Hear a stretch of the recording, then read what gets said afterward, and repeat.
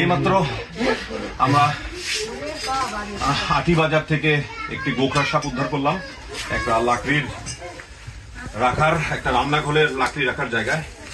হ্যাঁ,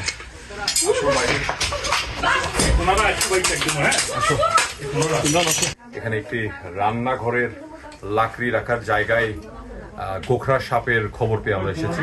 Bangladesh animal welfare association বাওয়ার সদস্যরা।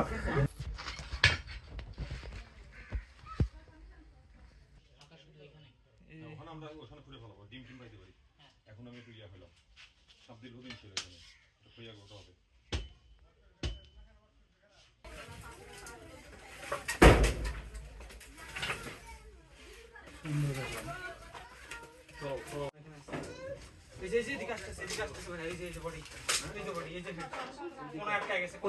কোনায়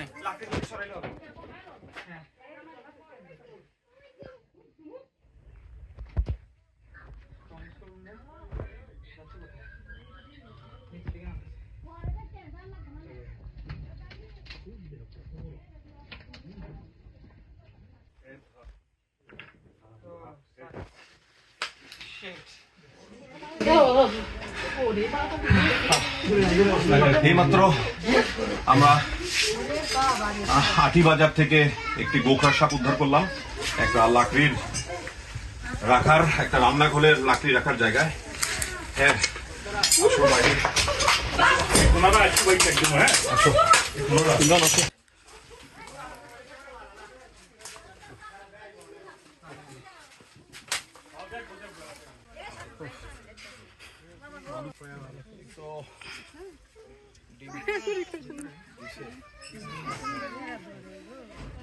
পাটের শুকনি লাগবে, শুকনি না, আরো বড় বস্তা লাগবে। এটা বস্তা ছোট হয়ে গেছে।